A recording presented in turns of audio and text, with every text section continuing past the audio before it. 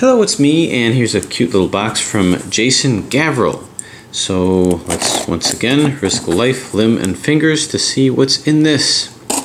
So like I say, you notice a lot of unboxings recently. There's a reason for that.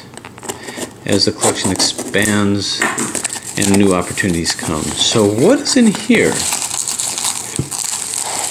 Well, it looks like a cubic puzzle. Alright. Now there's been some interesting opportunities to obtain some fascinating puzzles from great builders like Jason. And let's see if I can carefully dissect through this without destroying. Aha! I think I found a way in. I found a way in. I'm going to dissect through this little fascial plane here. But you got to be careful not to lacerate any internal organs, because then, well, that could be a lawsuit. Keep going in through here, cauterizing any blood vessels as you go. Okay, so we got a nice multicolored puzzle in here, and honestly I can't remember what it was that I got. Okay, okay, I think I remember what this is.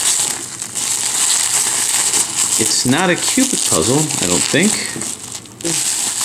Much of the layers here, I think. As we wind through, we have this. Now this is done in a different kind of three-dimensional printing. Well, let's see, so the movement, this is actually FDM printing, I think. It does make it a little more cheap to buy, so that's good. This is a rhombic dodecahedron, and it's a face-turning rhombic dodecahedron. It's not just a shape mod of a 3x3, as we've seen in the past. And as I turn it here, let's see where the next turn can happen. Oh, looks like right over here. So this promises to do what almost looks like some jumbling. Anyway, I'm going to kind of study this. I'm going to deal with some of the rigidity, maybe, well, by breaking it in first off, but also maybe by lubricating it. Very clean build, and it's a great opportunity to get some great puzzles that otherwise might have been a little bit too expensive. So it looks like I can make small turns.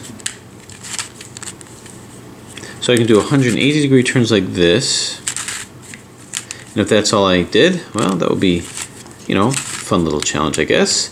But in addition to that, I can make, I guess, half turns, bring it over to here, and with that half turn, that 90-degree turn, I can make more turns. And then get myself all shape-shifted to where I'm not sure what face goes where. So I don't want to mess it up quite yet. But I can do a 180-degree turn like this and keep going with that, I suppose. Now this almost looks like it's a jumbler too. Can I make another 90-degree turn like this? And it doesn't look like I can. How about over here? So this is quite an exploration, and I'm blocked over here. Okay, so it seems like, although I can do a 90-degree turn, is that really 90 degrees? I'm not so sure. So I can turn it up to here, match face to face. This doesn't turn, but this does. Interesting, interesting. This is a unique kind of a puzzle. I don't have anything quite like this. This doesn't turn, and I think this does turn over here. I just have to line it up correctly. Yep, okay. Yeah, this turns pretty well over here. And this turns pretty well over here. The more I'm turning it, the easier it's going. Alright, now that's interesting. Now if I move it here, can I continue? Yeah, I can. Okay. So the movement of this puzzle I'm going to have to do some discovering on, because I can tell it's pretty fascinating. But there seems to be some limitations of... Let's see, as I turn this, aside from 180 degrees, can I do any other smaller increments of turns? And it doesn't appear that I can. So pretty soon it'll get wrapped up. Now already I'm starting to think of various algorithms. If I can go turn up here. Now does it turn? Nope, it'll have to turn over here. Aha! Yeah? Yeah, okay. But I'll have to do a 180-degree turn all the way to here. Interesting. Okay. Well, this is a unique puzzle. It's not my usual kind. Like I say, I think I might try to lubricate it a little bit. Turning is a little tough, but I got to tell you, if you do it just by the laser printing, it will probably be much more expensive. So this is a good way of getting some fascinating puzzles in your hands. Anyway, this looks to be the face-turning rhombic dodecahedron. 1, 2, 3, 4, 5, 6, 7, 8, 9, 10, 11, 12. Interesting color scheme. This is not opposite red like it usually is. These two are opposite each other, which they usually are. Usually it's white, that's opposite red. It doesn't really matter that much to me, but it is a slightly different color scheme. The corners should be able to guide me. And alright, well, I'm going to have a lot of fun discovering this one. Fascinating addition. Thanks for watching. Hello, it's me in another unboxing. This one comes, I think, all the way from Bulgaria. We'll see what kind of Bulgarian talent we have out there. Let's dispense with formalities and just get right through the box here.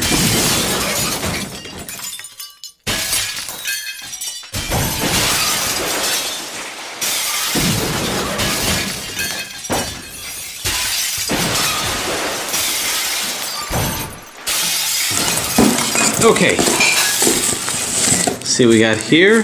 Rather big puzzle, nicely wrapped.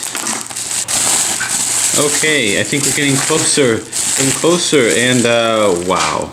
Okay, so this is something that really caught my eye, just in terms of how intricate it looks. So this is a rhombic dodecahedron. It's a face-turning rhombic dodecahedron, but it's a crazy face-turning rhombic dodecahedron.